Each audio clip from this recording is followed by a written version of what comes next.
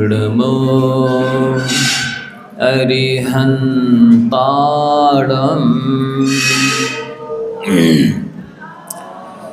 नमो सिद्धाणं नमो आयर्याणं नमो वैज्ञायाणं नमो लोये शव्यसाहुणम् एषो पंचनमो यारो शव्ये पावपणाशिणो मंगलाणं च सव्येशिं परमं हवै मंगलम्। बोलिए त्रिकालवती नौ देवताओं की, बोले श्री आदिनाथ भगवान की, आचार्य भगवंत गुरुवर्षि विद्याशाह जी महाराज की, आचार्य भगवंत श्री समय शाह जी महाराज की, परम पूज्य मुनिवर्षि ददोष शाह जी महाराज की,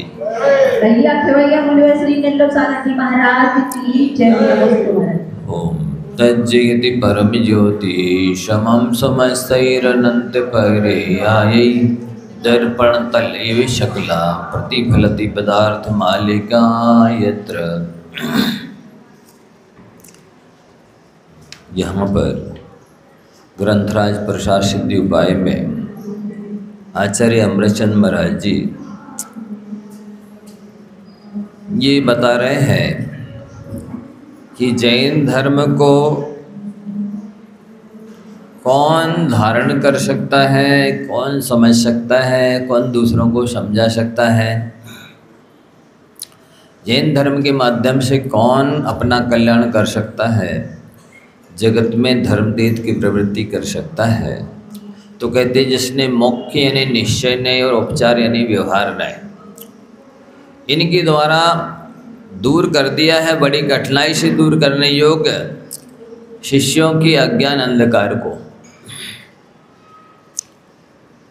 वे व्यवहार और निश्चय के ज्ञाता जो भी होंगे, दोनों नियमों को जानने मानने वाले वे ही धर्मतेज की प्रवृत्ति कर सकते हैं।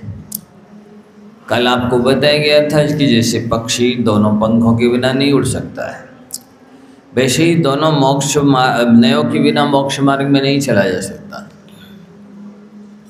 जैसे दोनों पहिया के बिना गाड़ी नहीं चल सकती है, दोनों पैरों के बिना आप अपनी मंजिल को प्राप्त नहीं कर सकते हैं, उसी प्रकार से दोनों यों के बिना मोक्ष मार्ग में नहीं चला जा सकता है। ये जो दुनिया की भ्रांत धारणा है कि व्यवहार नहीं तो झूठा है, असत्यार्थ है, मिथ्या है, ये गलत है। क्यों गलत है? सुनो आप सभी, लिखने लायक है ये बात। नियम सार में आचार्य कुंद देव ने कहा है, जानति पश्यति शब्दम व्यवहार नैर्ण केवली भैवम केवल नानी जानति पश्यति नियमेण अपानम। केवल ज्ञानी व्यवहार नय से तीन लोग तीन काल को जानते हैं और निश्चय नय से आत्मा को जानते हैं।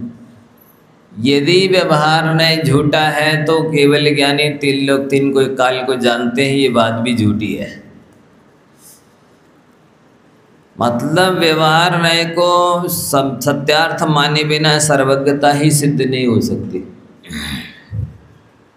सुन रहे हैं आप सभी लोग, समझ रहे हैं?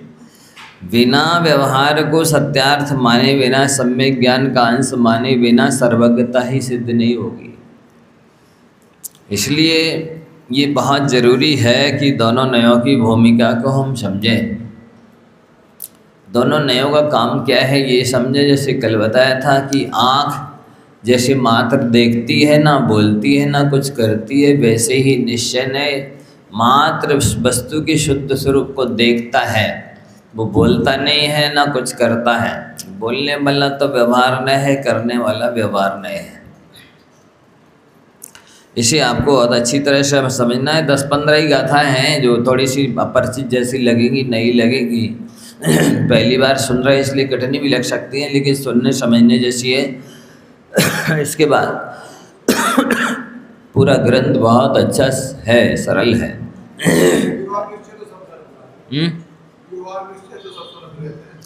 व्यवहार निश्चय को सुनते रहते हैं। हाँ, सुनते तो रहते, नाम तो सुने हैं पर उनके स्वरूप से परिचित नहीं है। इनका काम क्या है, ये कहते क्या है, ये करते क्या है, इनका दायरा क्या है, सीमा क्या है, ये कुछ भी नहीं समझते लोग। इसलिए आपको बताया जा रहा है कि निश्चय नए आँखों की समान है, वो वस्तु के शुद्ध स्वरूप को देखता है, बोलता नहीं और कुछ करता नहीं। बोलने वाला और करने वाला कौन सा नय है? व्यवहार नय है। वो वस्तु के अशुद्ध स्वरूप को ग्रहण करता है। दूसरी बात, पर के निमित्त से, माध्यम से, आलम्बन से कथन करता है वस्तु स्वरूप का। तो ये आपको समझना है। जैसे कल बताया था कि दाल खारी है, ये कहना व्यवहार में है, क्योंकि दाल खारी नहीं होती, खारा तो नमक होता है, तो नमक को खारा कहना ये निश्चय है। सब्जी को चरफरी कहना व्यवहार न है और मिर्च को चरफरी कहना निश्चय है। ये आपको समझना।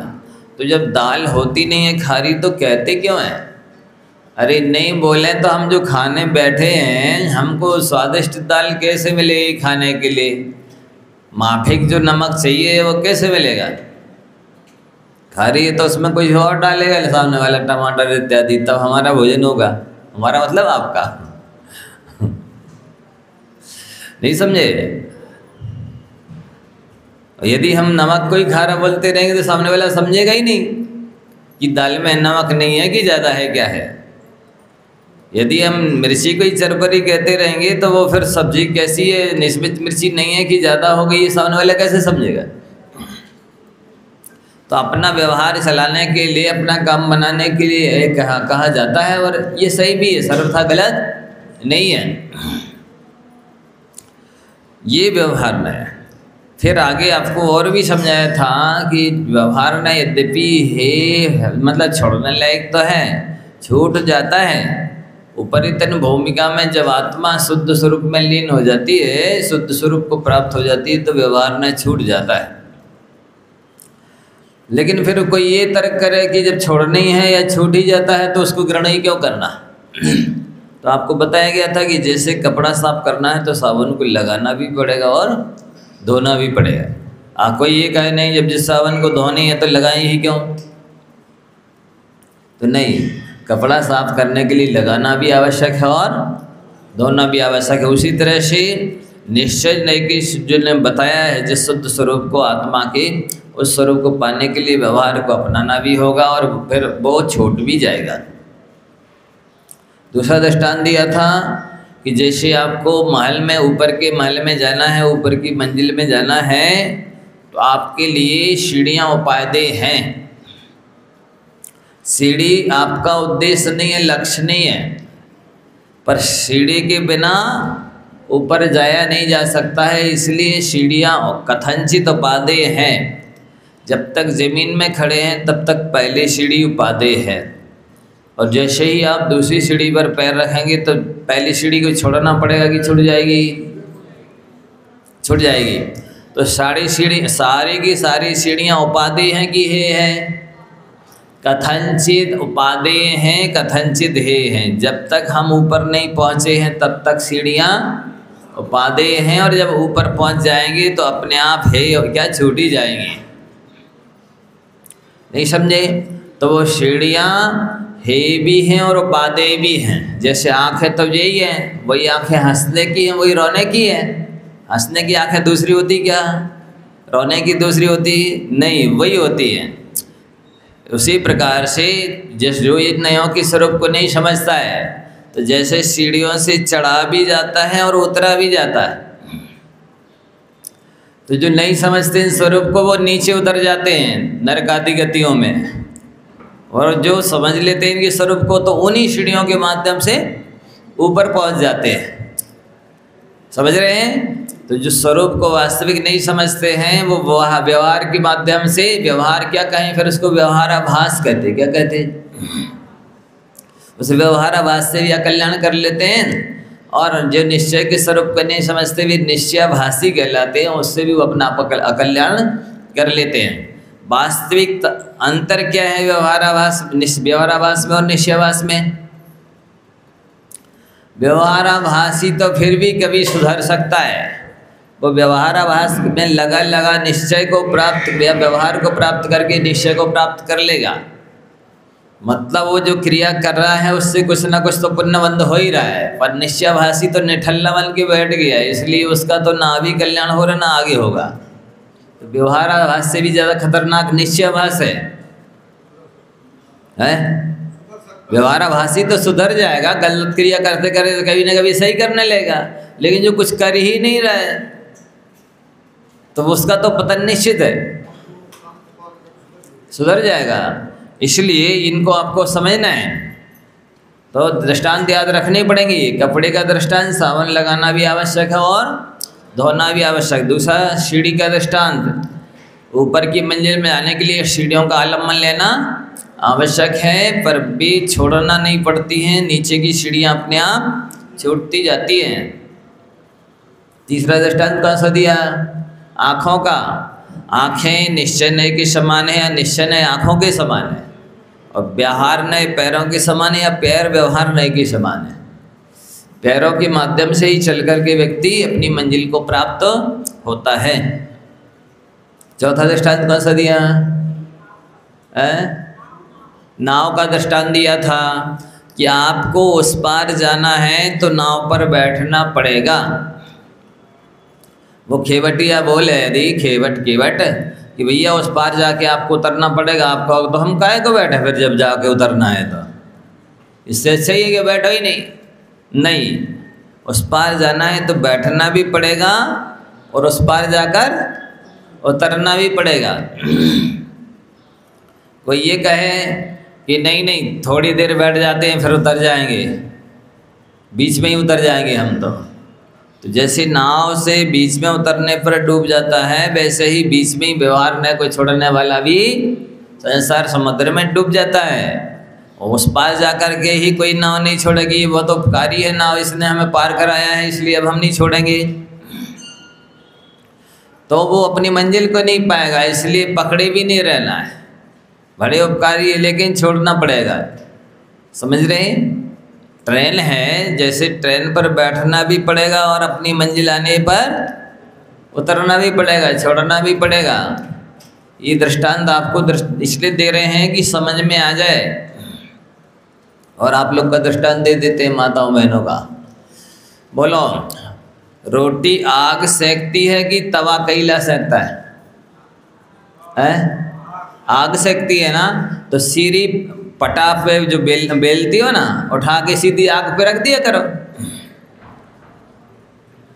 रोटी यदि आग सेकती है तो बेल करके चकला के ऊपर और सीधी अंगारों पे रख दो, गैस के ऊपर रख दो। नहीं रखते ना। क्यों नहीं रखते? इसलिए कि उसमें पहले थोड़ा सा अग्नि को सहन करने की क्षमता आ जाए, एक बात। और दूसरी बात, उस तवे पर रखते हैं रोटी जिसने आग पकड़ ली है, ठंडे तवे पर तो नहीं रखते। कौन से तवे पर रखते हैं? जिसने आग पकड़ ली है उस तवे पर बेल करके रोटी को चकला के ऊपर से तवे पर रख देते। ठीक इसी प्रकार से उस व्यवहार को हम उपादेय मानते हैं जो निश्चय को लक्ष्य में लेके चल रहा है। निश्चय की प्राप्ति के उद्देश्य से जो व्यवहार अपनाया गया है वो व्यवहार है, उपादेय है। जिसमें निश्चय को प्राप्त करने का लक्ष्य नहीं है वो व्यवहार उपादेय नहीं है। जैसे जिसने अग्नि नहीं पकड़ी है वो तवा पर हम रोटी नहीं रखते हैं, थोड़ा सा कड़ा हो जाता है वो रोटी, फिर उससे उतार करके अग्नि पर रख देते, अंगारों पर रख देते हैं। तो ये आपको समझना है। यद्यपि तवा नहीं सेकता रोटी को कौन सेकता है? अग्नि शक्ति है। इसी तरह से व्यवहार से आत्मा का स्वभाव वैसा नहीं है, क्रियाएं करना आत्मा का स्वभाव नहीं है। श्रावक के व्रत पालना, मुनि के व्रत पालना आत्मा का स्वभाव नहीं है। लेकिन इनको पाले बिना हम अपने स्वरूप में लीन होने की क्षमता नहीं आ सकती है। हम अपने स्वरूप में लीन हो नहीं सकते हैं। इनके माध्यम से क्षमता आती है आत्मा में लीन होने की। जैसे कि तवे पर रख देने से रोटी में अग्नि को सहन करने की क्षमता आती है।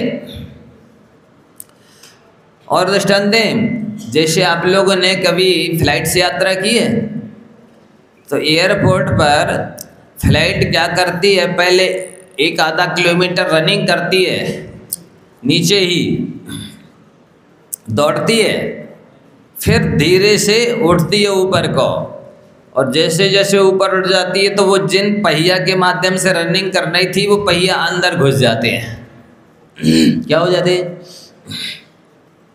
वे पहिया अंदर घुस जाते हैं। इसी तरह से अभी हम लोग व्रत रूपी जमीन पर रनिंग कर रहे हैं।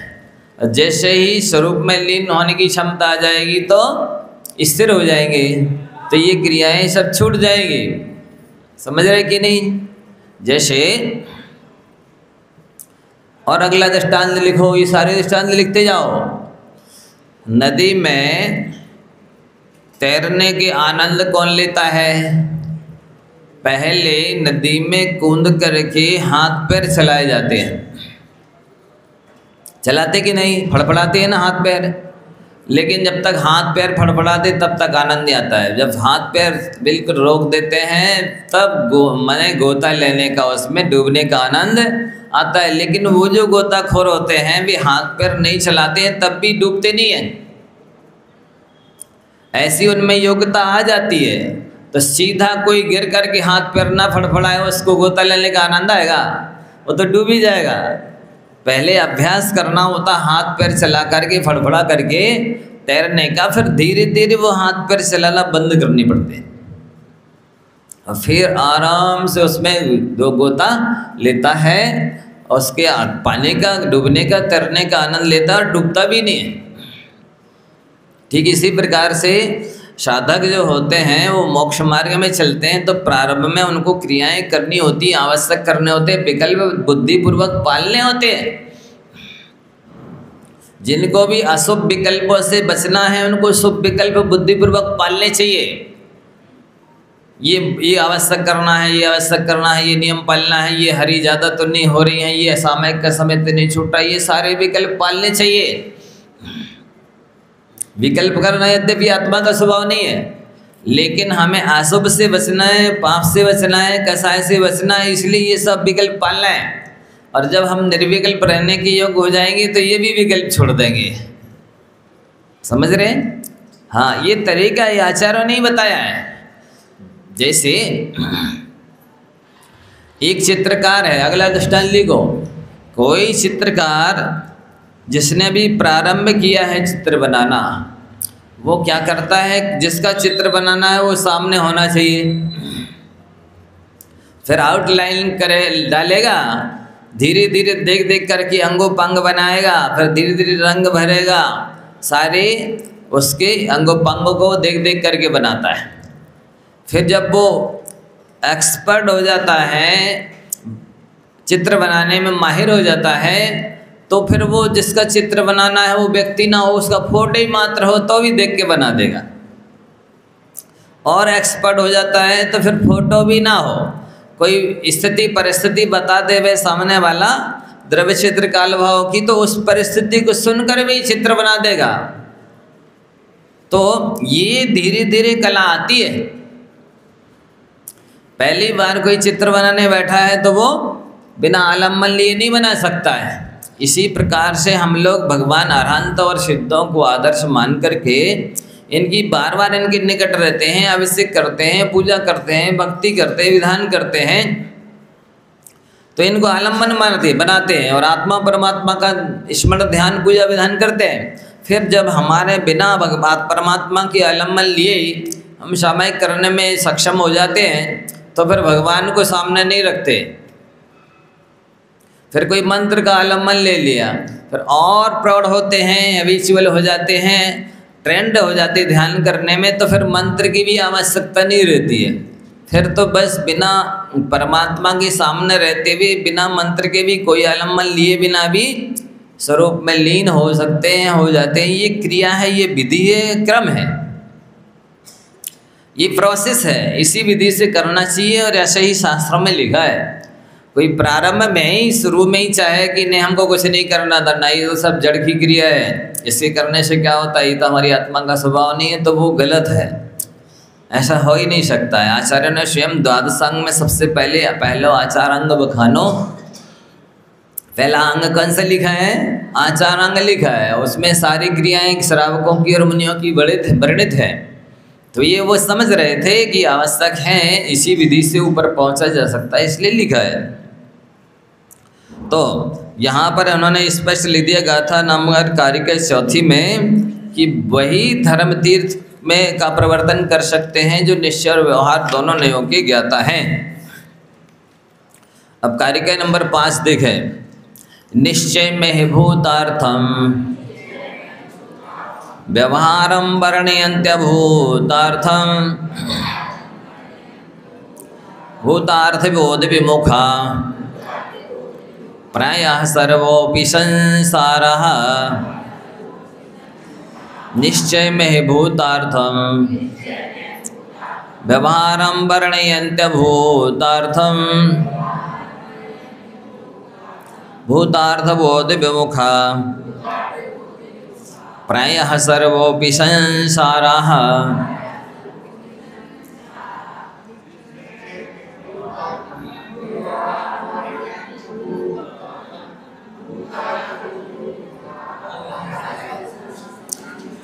अब देखो बहुत ध्यान से एक एक शब्द को पढ़ना, क्या लिख रहे हैं आचार्य भगवान। निश्चय नय को यहाँ पर मोक्ष मार्ग में भूतार्थ कहा है और व्यवहार नय को अभूतार्थ कहा है। तो अभूतार्थ का अर्थ मिथ्या नहीं समझ लेना, झूठा नहीं समझ लेना। समझ रहे हो क्यों नहीं समझ लेना? क्योंकि सम्यक ज्ञान में से मिथ्या नय की उत्पत्ति नहीं होती है। ये निश्चय नय और व्यवहार नय दोनों ही नए श्रुत ज्ञान में से उत्पन्न हुए हैं, श्रुत ज्ञान के ही विकल्प हैं, श्रुत ज्ञान के ही भेद हैं, इसलिए दोनों ही नए सम्यक हैं, वास्तविक हैं।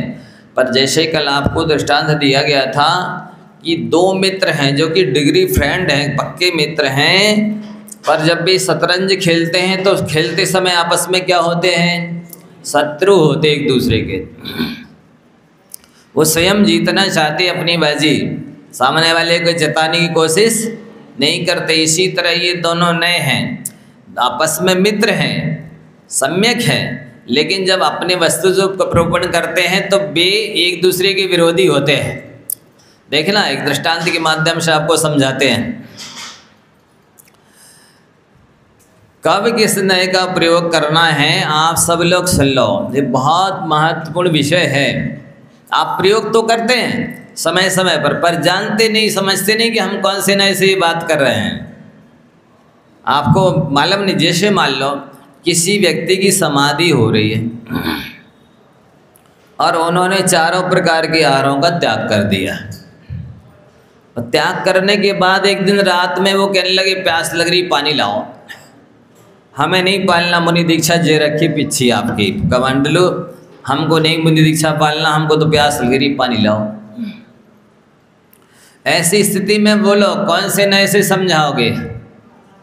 हाँ हाँ पी लो नहीं तो मर जाओगे, हैं ऐसा समझाओगे?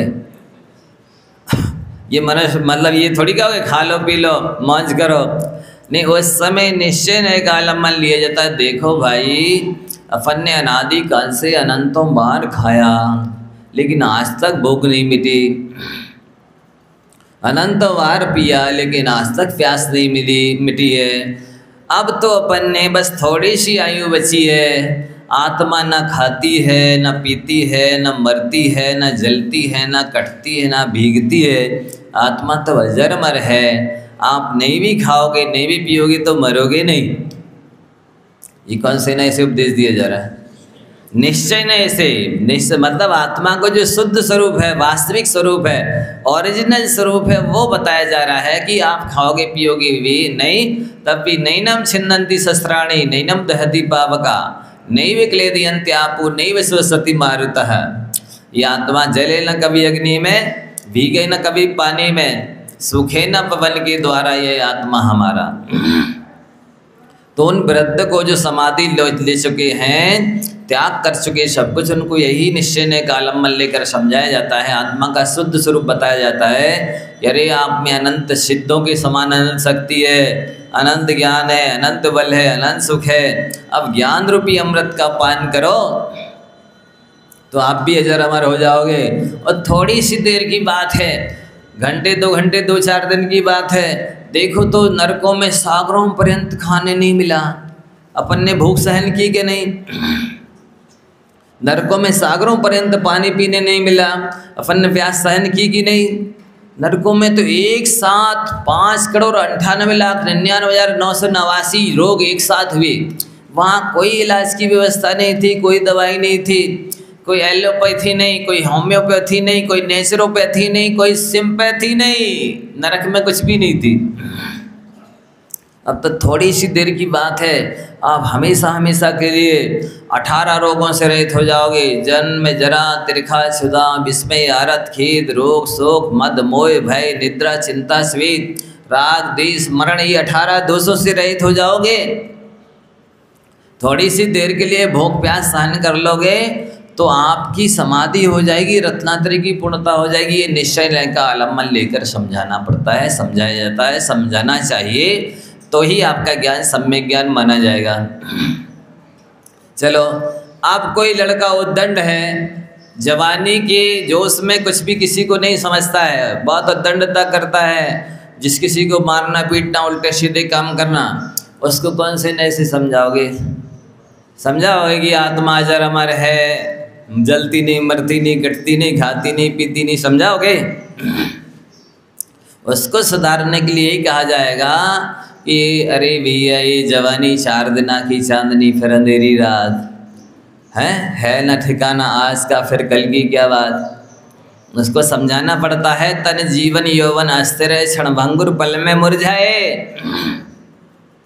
अच्छे से अच्छा जवान यदि एक दिन उल्टी दस्त हो जाए तो खटिया में मिल जाता है, उठते नहीं बनता है। इसलिए अपनी जवानी का मतलब अहंकार नहीं करो।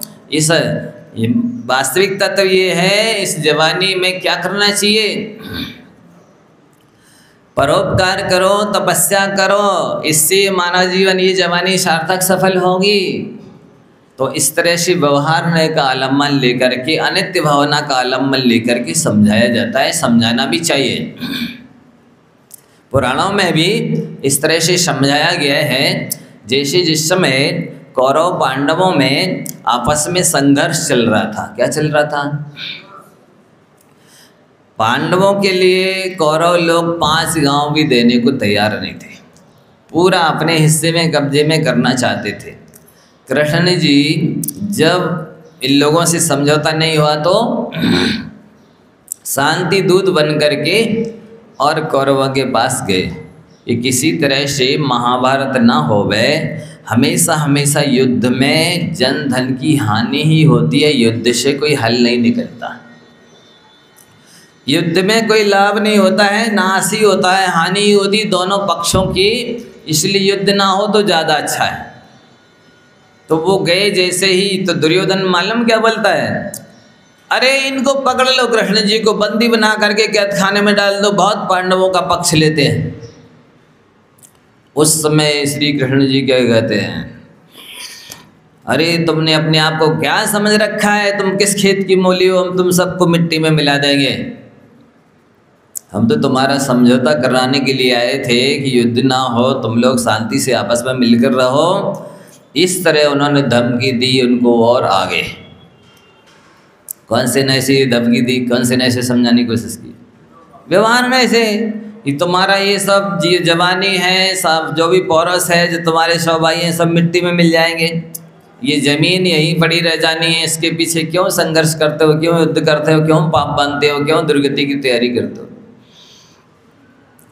ये व्यवहार ने इसे समझाया। अब जब किसी भी तरह से कौरव मानने को तैयार नहीं हुए, बहुत समझाया, समझे नहीं, अब कुल मिलाकर के युद्ध होना निश्चित हो गया।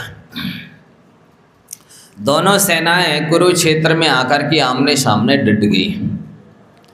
अब बस युद्ध प्रारंभ होना है। अर्जुन के सारथी श्री कृष्ण जी थे, तो वो अर्जुन श्री कृष्ण जी से पूछते, भगवान ये तो बताइए जो सामने योद्धा खड़े हैं ये कौन कौन है, इनका परिचय कराइए। तो बोला ये भीष्म पिता हैं, ये द्रोणाचार्य हैं, ये दुर्योधन, ये दुशासन है, ये आदि आदि परिचय कराया। तो उन्होंने धनुष बाण नीचे डाल दिया, अरे इन भीष्म पितामह की गोद में हम खेले हैं, इन द्रोणाचार्य ने तो मुझे पढ़ाया है, मेरे गुरु हैं, इनसे हम युद्ध कैसे करेंगे, हम नहीं करेंगे, चलो ले चलो वापस मेरे रथ। तो उस समय उसमें एक शांति पर्व में महाभारत में पूरा समय सार जैसा उपदेश दिया गया है। आत्मा शाश्वत है, अमूर्तिक है, अजरमर है, निरंजन है, वो शस्त्रों से कटती नहीं है, वो उसका सत्यानाश होता नहीं है, वो तो त्रैकालिक है, ध्रुव है, आदि आदि उपदेश दिया है समय सार का पूरा। लेकिन उस उपदेश का लक्ष्य क्या है? शांति स्थापित करना। उस उपदेश का लक्ष्य क्या है? स्वरूप में लीन हो जाना। उस उपदेश का लक्ष्य क्या है? महाव्रती बन जाना। उस उपदेश का लक्ष्य है युद्ध शुरू करो। तो जिस उपदेश का लक्ष्य युद्ध शुरू करना हो वो उपदेश समय सार का होते हुए भी मिथ्या है। समझ रहे हैं? अभिप्राय बदल जाने से वही समय सार मिथ्या समय सार के नाम से परिवर्तित हो जाता है। यही अभिप्राय लक्ष्य तो आपको समझना है। तो ये सारा उपदेश उन्होंने निश्चय निश्चय दिया और युद्ध के लिए अर्जुन को तैयार किया। महाभारत हुआ, उसका परिणाम आप सब जानते क्या हुआ। तो ये हर व्यक्ति, हर महिला पुरुष ये आलम्बन लेते नयों का। एक माँ बच्चे की उंगली पकड़े हुए ले जा रही थी मंदिर, बच्चा गिर गया, घुटने में लग गया, रोने लगा। माँ ने कहा है नहीं बेटा, घोड़ा कूदा है, कुछ नहीं हुआ, तेरा क्या बिगड़ा है?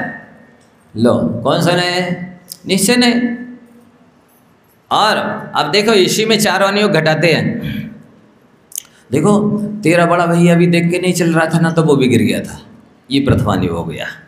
जिसमें पूर्व को बड़ों को याद किया जाता है, जिसको माने लौकिक जो कोर्स होता है, लौकिक पढ़ाई होती है, उसमें इतिहास कहते हैं, उसी को धर्म के क्षेत्र में प्रथमानियोग कहते हैं।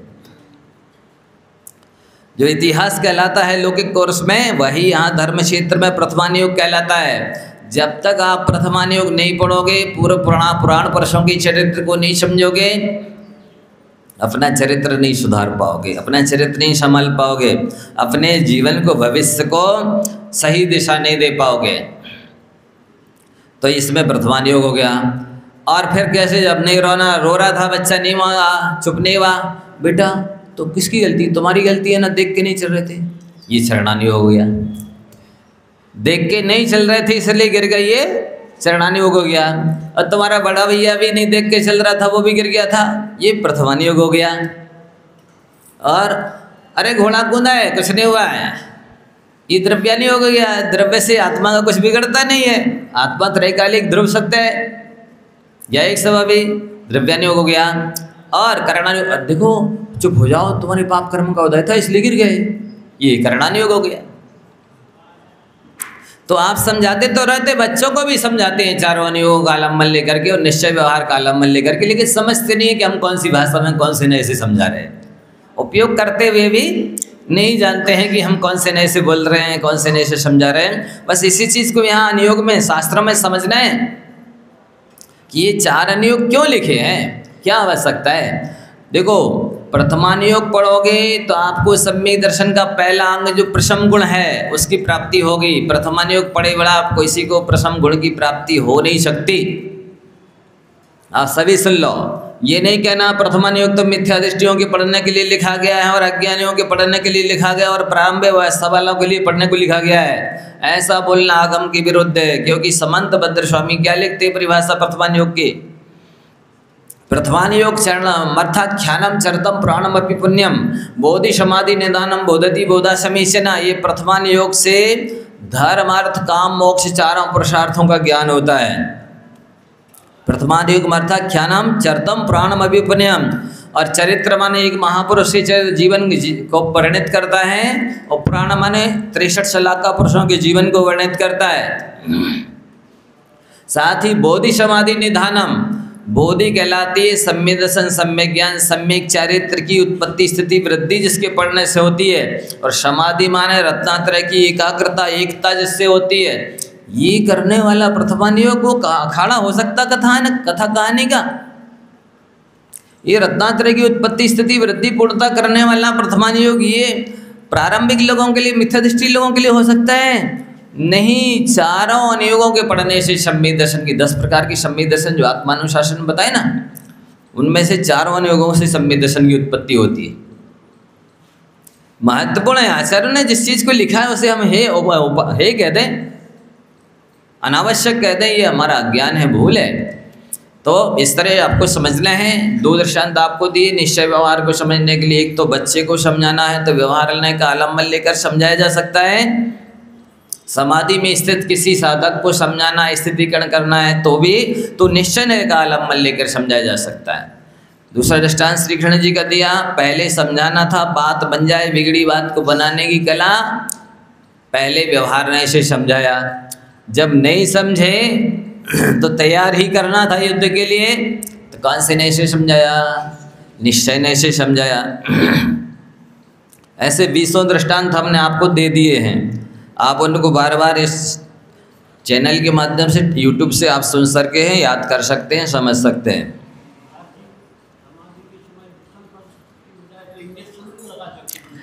वो आचार्य परमेष्ठी उस समय द्रव्य क्षेत्र कालभाव की परिस्थिति को देखकर करते हैं, इसे अपन पहले से कुछ भी नहीं कह सकते। क्या स्थिति है, कैसे उनकी अच्छे से अच्छी समाधि होगी, क्या इंजेक्शन लगा करके प्रायश्चित देकर इससे अच्छी समाधि होगी तो वो वैसा करेंगे। यदि लगाने से बिगड़ जाएगी, प्रायश्चित करने का अवसर नहीं मिल पाएगा तो नहीं लगाएंगे। वो जैसी परिस्थिति देखते हैं आचार्य परमेष्ठी उसके अनुरूप करते हैं, और सबका शास्त्र में उल्लेख नहीं होता। शास्त्र में तो स्थूल कथन होता है, बहुत मोटा मोटा संक्षिप्त ही कथन होता है। विस्तृत प्रैक्टिकली आचार्य परमेष्ठी सिखाते हैं साधना सारी, कब कैसे अवसर पर क्या करना। जैसे एक ड्राइवर होता है ना, आपको ड्राइविंग सीखनी है तो ड्राइवर के पास बैठिए, वो आपको बताएगा कि कब आपको 80 की स्पीड में चलानी है, कब 90 की स्पीड में चलानी है, कब 50 की स्पीड पर आ जाना है, और कब बिल्कुल गाड़ी को स्लो कर लेना और कब खड़ी कर देना है।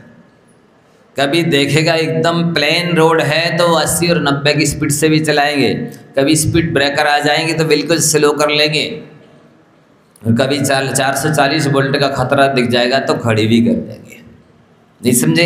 तो जैसे ड्राइवर गाड़ी चलाता है, हर स्थिति को देख कर के गाड़ी की स्पीड बढ़ाता है, ना हमेशा 20 की स्पीड में चलाता, ना 40 की स्पीड में चलाता, ना 80 90 100 की स्पीड में चला।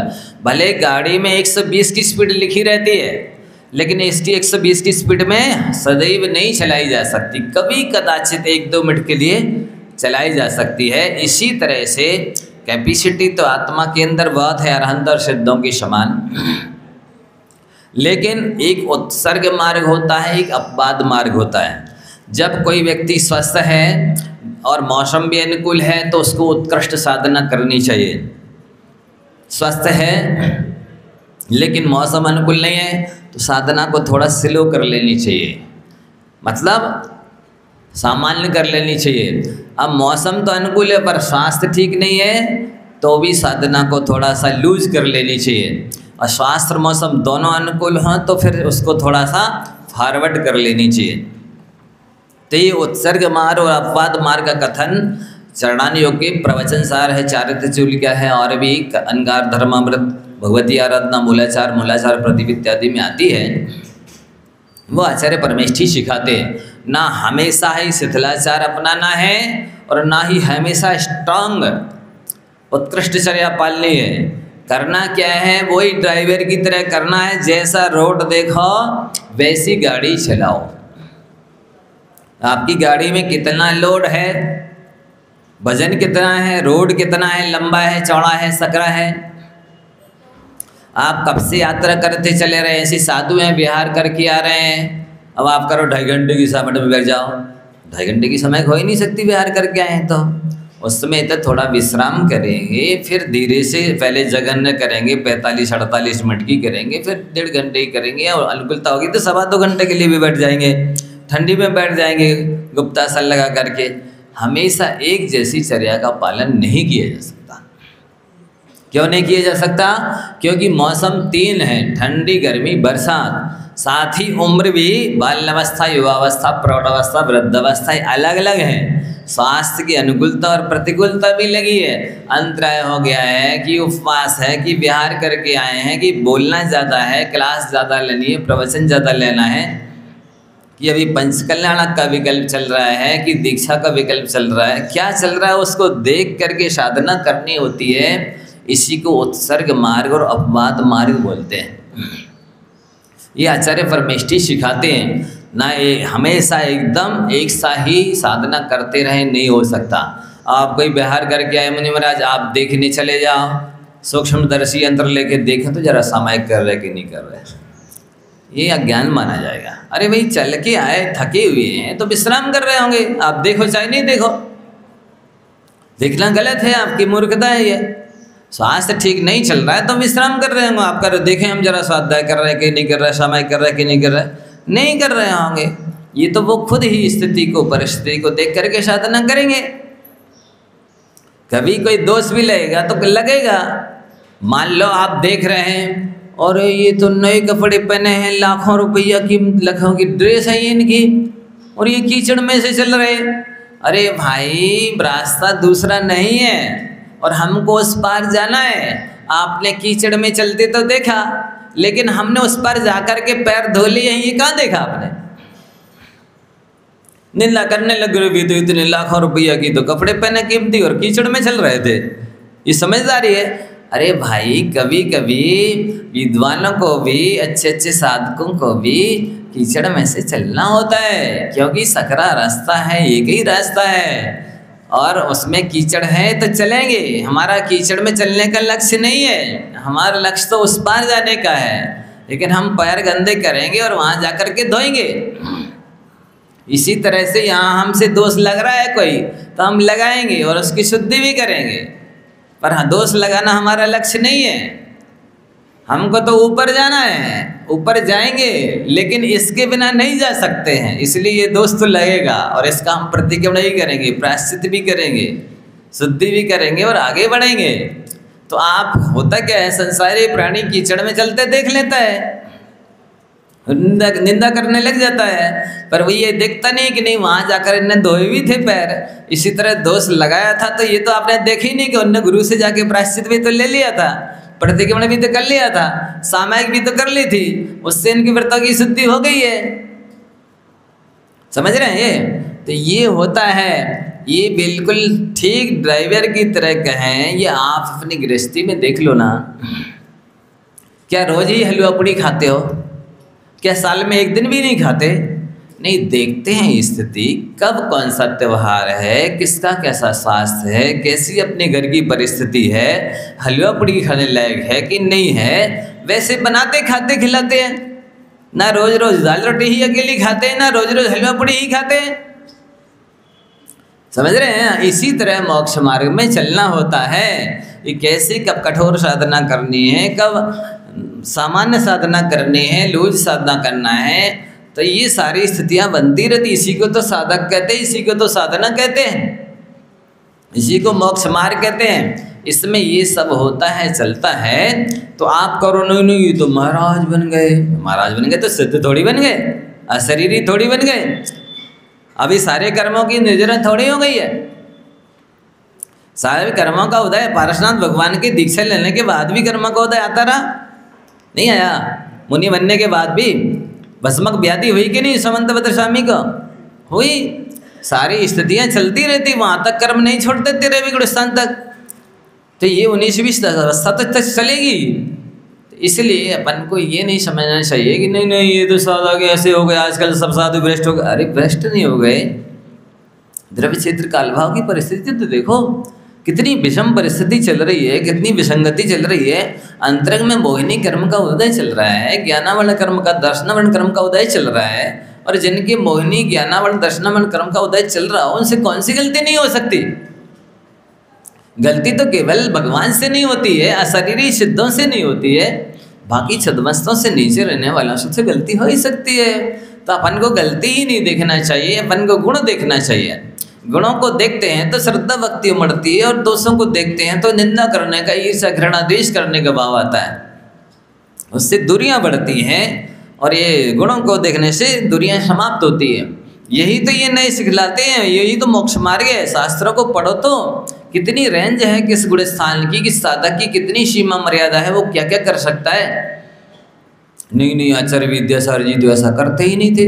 अरे वो पूरा मूलाचार थोड़ी थे, वो एक गुण स्थान में थे, वो अपने एक सीमा में थे, अपनी उनकी जितना पुण्य था, प्रसार था, संस्कार थे, साधना थी, उसके अनुरूप करते थे। तो सभी का एक सा गुण स्थान नहीं होता है, सभी के एक संस्कार नहीं होते, एक से सभी का पुण्य एक सा नहीं होता है, सभी की सत्संगति एक सी नहीं होती, सबका वैराग्य एक सा नहीं होता है, सबका ज्ञान एक सा नहीं होता है, सबका लक्ष्य एक सा नहीं होता है। सब एक से कैसे हो सकते हैं। ये 19-20 तो चलते ही रहते हैं, लेकिन गुणों की ओर दृष्टांत दोगे। इसमें सागर धर्मामृत में पंडित आसादर जी ने 4 तरह के जैन बताए। नाम के जैन, जो अपने नाम के आगे जैन लिखते हैं, स्थापना के जैन, जो अपने को जैन मानते हैं, इस द्रव्य के जैन, जिसको दूसरे लोग कहते हैं और जैन साहब क्या हाल हैं, और भाव के जैन सही में जैन होते हैं, लिखते भी हैं, जैनत्व की क्रियाएं भी करते हैं, जैन धर्म के प्रति श्रद्धा भी रखते हैं। तो उन्होंने कहा है कि 1 लाख जैनेतर और 1 जैन बराबर है नाम का जैन, और 1 लाख नाम के जैन और 1 स्थापना के जैन बराबर है, और 1 लाख स्थापना के जैन और 1 द्रव्य का जैन बराबर है, और 1 लाख द्रव्य के जैन और 1 भाव निक्षेप का जैन इतना महत्वपूर्ण होता है। तो जब लाखों जैनेतरों की अपेक्षा नाम का एक जैन श्रेष्ठ है, क्योंकि उसके अंदर सम्यक दर्शन ज्ञान चारित्र को उत्पन्न करने की क्षमता है, इसलिए प्राथमिकता उसे दो पहले, जो जल्दी आत्मकल्याण कर सकता है। यथासंभव सबका ध्यान रखना चाहिए। गुणों की ओर दृष्टांत रखने से ही अपन भी मोक्ष मार्ग में चलते हैं और दूसरे भी चल पाते हैं, और दोषों की ओर दृष्टि रखने से ना स्वयं मोक्ष मार्ग में चल पाते हैं, ना दूसरा चल पाता है। जा वाणी की ज्ञानते सूझे लोकालो, हे जिन वाणी भारती तो जपो जपने, देव भजो हरिहंत को गुरु सेवो निर्ग्रंथ तया